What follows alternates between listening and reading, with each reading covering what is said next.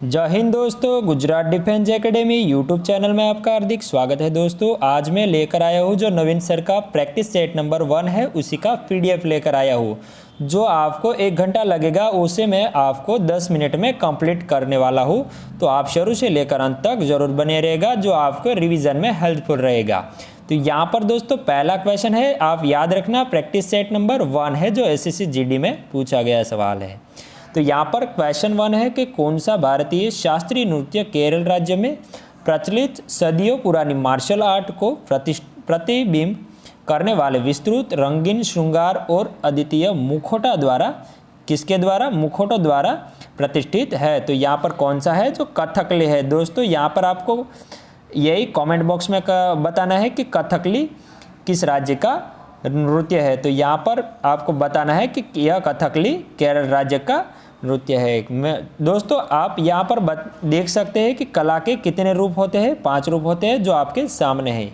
यहाँ पर मैं आपको दिखाने वाला हूँ कितने हैं। पहला है जो साहित्य है, दूसरा है जो चित्रकारी है, तीसरा है नृत्य है और चौथा संगीत है और पांचवा आप देख सकते हैं, पांचवा है हमारा अभिनय है। कौन सा है? अभिनय है। तो पांचों कला के रूप है, यह भी आपको याद रखना है। नीचे क्या दिया गया है कि शास्त्रीय नृत्य हमारे कितने हैं। तो दोस्तों हमारे क्लासिकल डांस कितने होते हैं? 8 हमारे क्लासिकल डांस होते हैं। दूसरा क्वेश्चन देखते हैं कि किस बुक से पता चलता है। तो यह क्लासिकल डांस हमारे 8 है, तो यह किस बुक से पता चलता है? तो यह भरत मुनि का नाट्य शास्त्र है, उसी में यह बताया गया है। नेक्स्ट क्वेश्चन है दोस्तों, दूसरा क्वेश्चन हमारा है कि सबसे पुराना शास्त्रीय नृत्य कौन सा है। तो सबसे पुराना शास्त्रीय नृत्य कौन सा है? तो हमारा भरतनाट्यम है। कौन सा है? भरतनाट्यम है, जो कहाँ से बिलोंग करता है? तमिलनाडु राज्य से बिलोंग करता है भरतनाट्यम।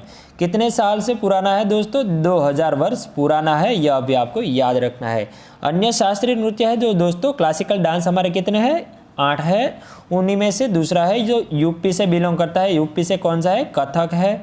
मणिपुर में मणिपुरी है, उड़ीसा में ओडिसी है, असम में सत्रिया है और आंध्र प्रदेश में कुचिपुड़ी है। कौन सा है? आंध्र प्रदेश में कुचिपुड़ी है। असम है जो दोस्तों यहाँ पर दिखाया गया है। असम दोस्तों सबसे नया है, जो कि किसने सबसे पुराना है, मतलब कि 500 वर्ष पुराना है। यहाँ पर मैं थोड़ा डाउट क्लियर कर देता हूँ दोस्तों।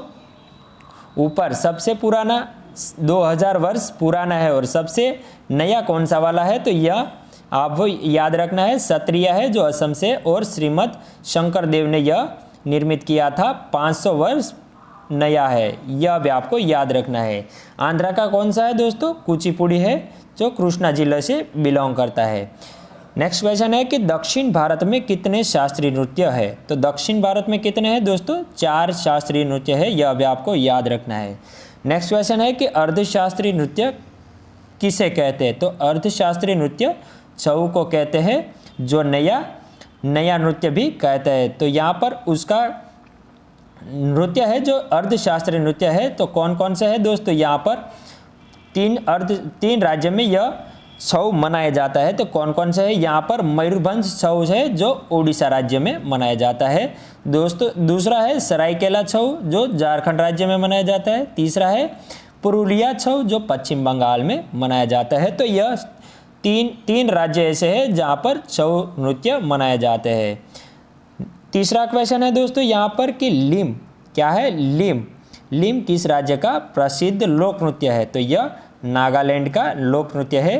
नागालैंड में और कौन कौन से नृत्य मनाए जाते हैं? तो यहाँ पर चौंग नृत्य है, रेगमा नृत्य है, मोड़से नृत्य है, बास नृत्य है, जेलियोग नृत्य है और सदल केनई नृत्य है। यह आपको याद रखना है कि नागालैंड में कौन कौन से लोक नृत्य मनाए जाते हैं। आगे देखते हैं दोस्तों कि मिजोरम के प्रसिद्ध लोक नृत्य कौन कौन से हैं। क्या है मिजोरम के प्रसिद्ध लोक नृत्य? तो यहाँ पर 3 है, जो खुल्लम है, चेलम है और खांटम है। कौन कौन से? खुल्लम है, चेलम है और खांटम है, जो मिजोरम के प्रसिद्ध लोक नृत्य है। ओडिशा के देखते हैं दोस्तों, ओडिशा के 2 है, जो गोटिपुआ है और पेंका है। कौन कौन सा? गोटिपुआ और पेंका है। आगे देखते हैं कि जाट जतिन और विदेशिया, जाट जतिन और विदेशिया कहाँ का नृत्य है? यह बिहार का है। दूसरा है कि पंडवानी, पंडवानी और सुआ, यह छत्तीसगढ़ का है। कौन सा है? पंडवानी और सुआ छत्तीसगढ़ का है। रणमाले और मांडो गोवा के है। कहाँ है? गोवा के है। यह भी आपको याद रखना है। आगे देखते हैं दोस्तों कि हल्ली साका और टिप्पणी, हल्ली साफा और टिप्पणी कौन कौन से? यह गुजरात के हैं लोक नृत्य, यह भी आपको याद रखना है। लांबी और वीरगाते, यह दोनों कर्नाटक राज्य के लोक नृत्य है, लांबी और वीरगाते।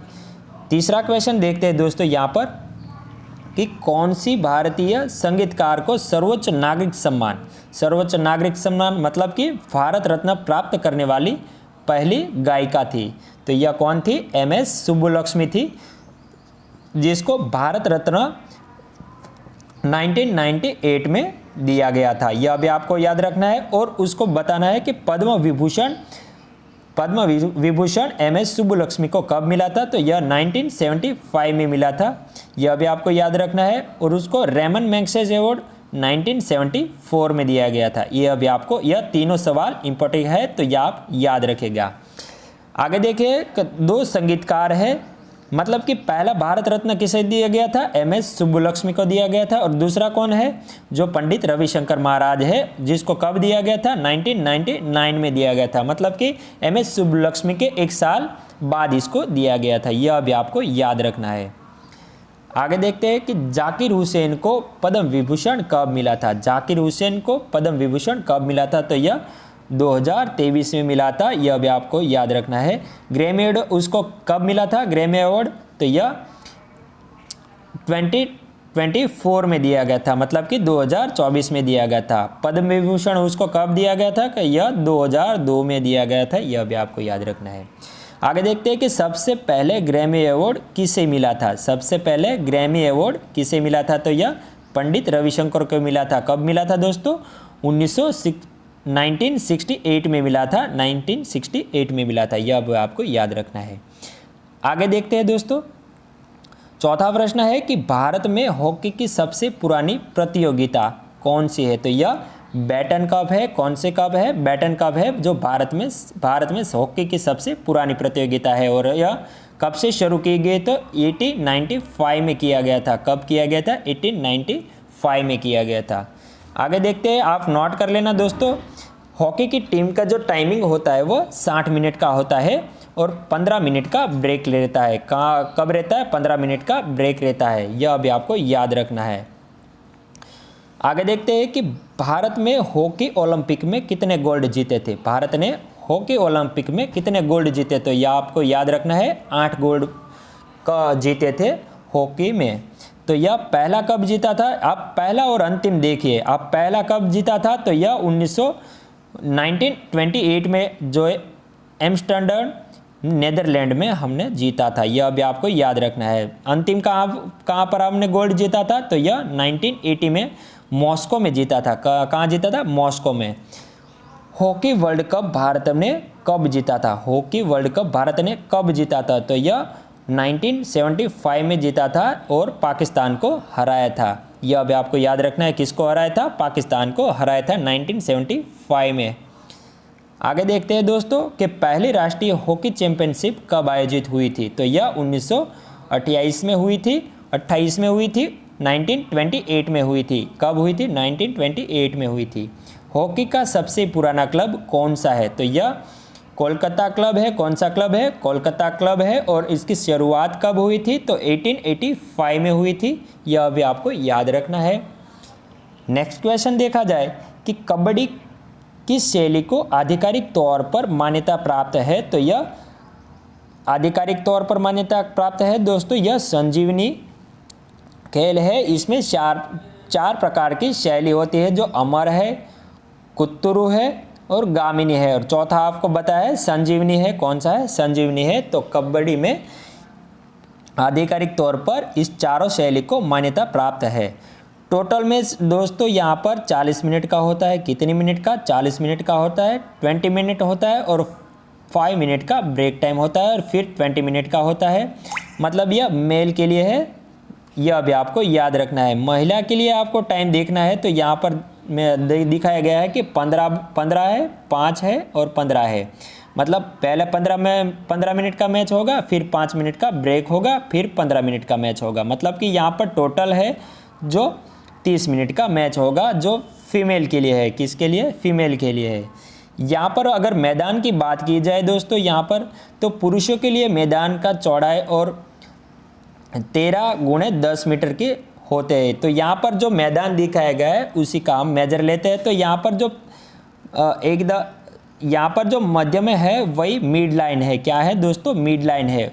और यहाँ पर जो लाइन दिखाई गई वही बोक लाइन है। मिड लाइन और बोक लाइन का जो अंतर है वो 3.75 का रहेगा, 3.75 का रहेगा। और बोनस पॉइंट का 1 मीटर रहेगा। कितना रहेगा? 1 मीटर रहेगा। मतलब कि यहाँ पर मिड लाइन, बोक लाइन और बोनस लाइन। बोनस लाइन के बाद यहाँ पर लास्ट में क्या होता है? एंड लाइन होता है दोस्तों, एंड लाइन। यह भी आपको याद रखना है। एंड लाइन और बोनस लाइन की जो चौड़ाई है वह 1.75 होता है। तो यहाँ पर इनमें से भी क्वेश्चन पूछे जाते हैं, तो यहाँ पर नोट जरूर कीजिएगा। आगे देखते हैं दोस्तों, यहाँ पर कि कबड्डी में खिलाड़ी कितने होते हैं। तो दोस्तों यहाँ पर 7 खिलाड़ी होते हैं और 5 एक्स्ट्रा खिलाड़ी होते हैं। कितने? 7 खिलाड़ी होते हैं और 5 एक्स्ट्रा खिलाड़ी होते हैं। प्रो कबड्डी लीग की शुरुआत कब हुई थी दोस्तों? तो यह 2014 में हुई थी प्रो कबड्डी लीग की शुरुआत। कबड्डी का अंतर्राष्ट्रीय हेडक्वार्टर कहाँ है? तो यह जयपुर में है। जयपुर कहाँ पड़ता है दोस्तों? यह भी आपको कमेंट बॉक्स में ज़रूर बताएगा। यह उनकी शुरुआत दोस्तों 2004 में हुई थी, कबड्डी की अंतर्राष्ट्रीय हेडक्वार्टर की शुरुआत। नेक्स्ट क्वेश्चन है दोस्तों कि किस खिलाड़ी की आत्मकथा अनडिस्ट्रीब्यूटेड ट्रूथ का श्रेय दिया जाता है? तो यह माइक टाइसन को दिया गया है, जो यूएसए से बिलोंग करता है। मतलब कि यह अमेरिका से बिलोंग करता है। दूसरे की जो आत्मकथाएं है वो देखी जाए तो फास्टर देन लाइटनिंग कौन से है दोस्तों? यह यूसेन बोल्ट की है। किसकी है? यूसेन बोल्ट की है, फास्टर देन लाइटनिंग। तो यह याद रखना। दूसरी है कि मोमेंट्स बुक किसकी है? तो यह रोनाल्डो की है, जो पुर्तगाली से बिलोंग करता है। कहाँ से बिलोंग करता है? पुर्तगाल से। तीसरा है कि अनस्टॉपेबल यह मारिया सारापोवा की बुक है। यह भी आपको याद रखना है। Worth feet on the ground मतलब यह डेविड बेगम की है आत्मकथा। यह भी आपको याद रखना है। और गेम चेंजर किसकी है दोस्तों? शाहिद आफरीदी की है। कौन से है? गेम चेंजर बुक किसकी है? शाहिद आफरीदी की है। आगे देखा जाए दोस्तों कि प्लेइंग इट माई वे, यह सचिन तेंदुलकर की है आत्मकथा है, playing it my way book. Believe किसकी है? सुरेश रैना की है। कौन सी बुक है? बिलीव, सुरेश रैना की है। यह भी आपको याद रखना है। 7वां क्वेश्चन देखा जाए तो दोस्तों केरल राज्य में मकर संक्रांति, क्या मकर संक्रांति को क्या कहा जाता है? तो यह मकरविल्लू कहा जाता है। और किस मंदिर में मनाया जाता है? यह सबरीमाला, जो केरल राज्य में स्थित है। कहाँ कौन कौन से नाम से पुकारा जाता है? तो यह मकर संक्रांति है दोस्तों, यह यूपी में बोला जाता है, जो उत्तर प्रदेश।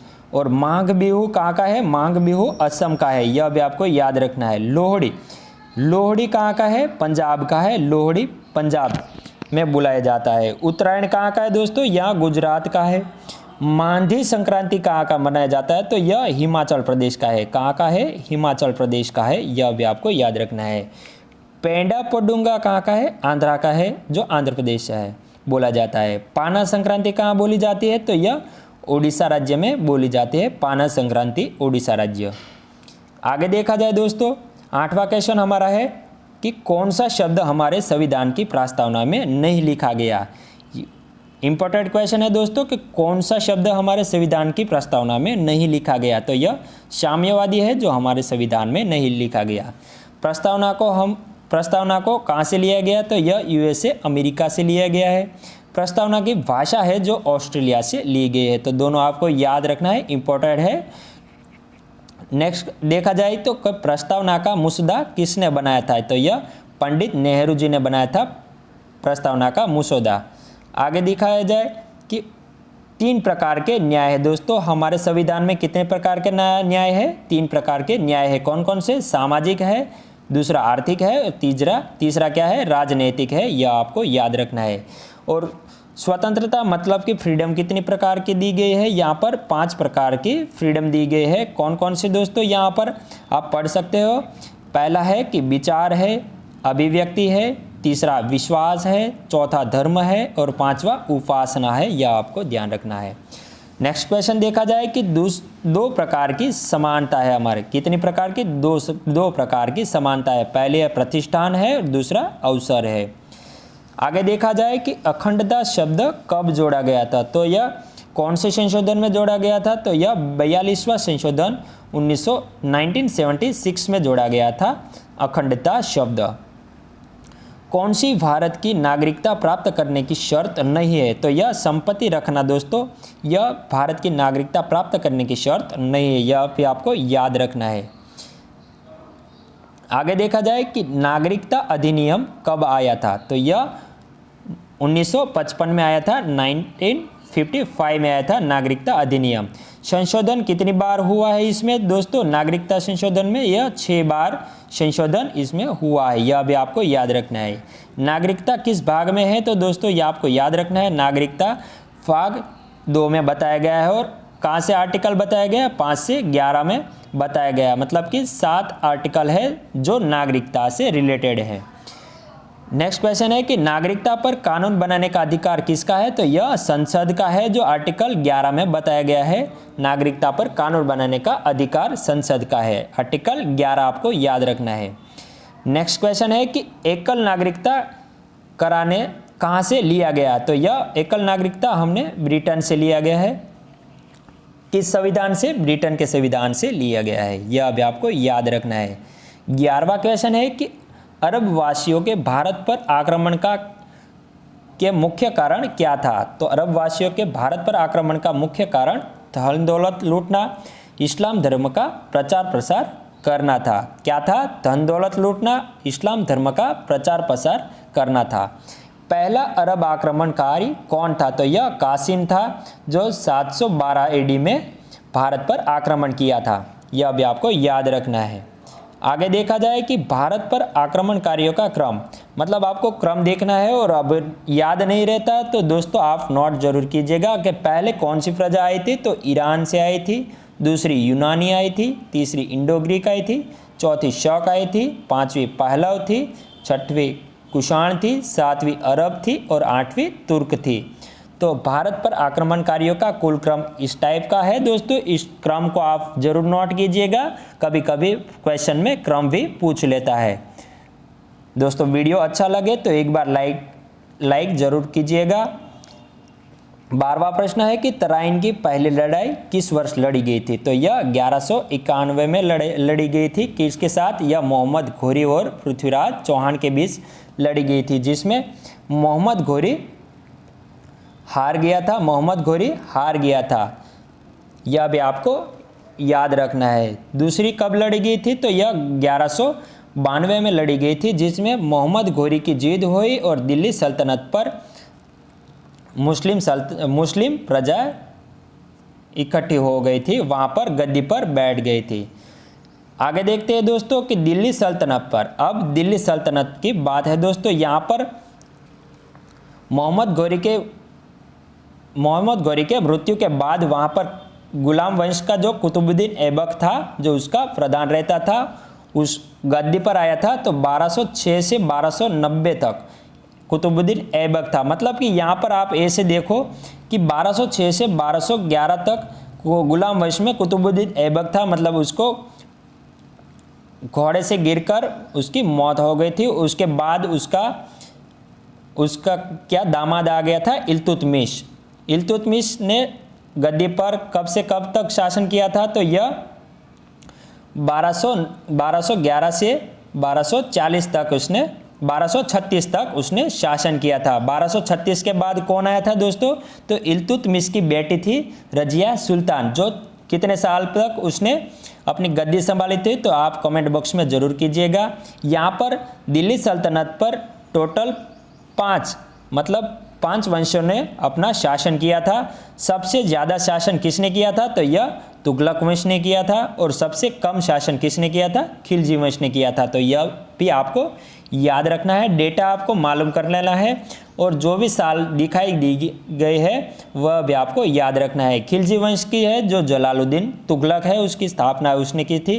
गुलाम वंश की स्थापना ऐबक ने की थी, लेकिन गुलाम वंश का सही इल्तुतमिश को माना गया है। तुगलक वंश का संस्थापक किसे माना गया है? तो ग्लाइसुद्दीन तुगलक था। सैयद वंश का शासन खिज्र खां था और लोदी वंश का बहलोल लोदी था। यह भी आपको याद रखना है। आगे देखा जाए तो इल्तुतमिश के संबंध में इनमें से कौन सा कथन सही है? मतलब यहाँ पर दोस्तों तीनों ऑप्शन है जो सही है। उसने लाहौर के स्थान पर दिल्ली को राजधानी बनाई थी। मतलब लाहौर किसने राजधानी बनाई थी? तो यह कुतुबुद्दीन ऐबक की राजधानी थी और बाद में इल्तुतमिश ने इसको दिल्ली राजधानी लेकर आया था। दासों की आधिकारिक कुलीनता को 40 के रूप में स्थापित किया था। मतलब कि 40 तुर्क सरदारों को यहाँ पर टीम रखी गई थी। उन्होंने चांदी के सिक्के, टका कहते हैं, और तांबे के सिक्के मतलब उसको जीतल कहते हैं, वह प्रचलित किए थे। बाद में उसकी बेटी इल्तुतमिश की बेटी थी, वो कौन है? रजिया सुल्तान की पूर्ववर्ती कौन थे? तो यह बहराम शाह था जो रजिया सुल्तान के बाद गद्दी पर बैठा था। तो उसके शासनकाल कितना रहा था? 1240 से 42 तक बहराम शाह ने मतलब कि 2 साल उसने शासन किया था। कैद कहाँ पर किया था रजिया सुल्तान को? तो यह मुबारक किला मुबारक में उसको कैद किया था। वो कहाँ पर है? तो यह तबरहिंद भटिंडा मतलब यह पंजाब में स्थित है, वहाँ पर उसको कैद करके रखा गया था।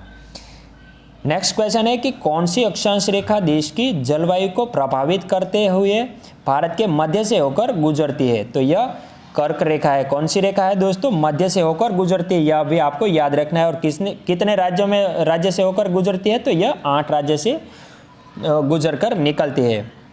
कौन कौन से हैं यहाँ पर? तो यहाँ पर मित्रपर, गमसा 4। तो यहाँ पर ये भी आपको याद रखना है। पहला है मिजोरम है, दूसरा है त्रिपुरा है, तीसरा है पश्चिम बंगाल है, चौथा राजस्थान है, 5वां गुजरात है, 6वां मध्य प्रदेश है, 7वां छत्तीसगढ़ है और 8वां झारखंड है। यह भी आपको याद रखना है। कर्क रेखा है दोस्तों कितने देश से होकर गुजरती है? तो यह 17 देश से होकर गुजरती है। यह भी आपको याद रखना है। और महाद्वीप बोले तो यहाँ पर 3 महाद्वीप से होकर गुजरती है।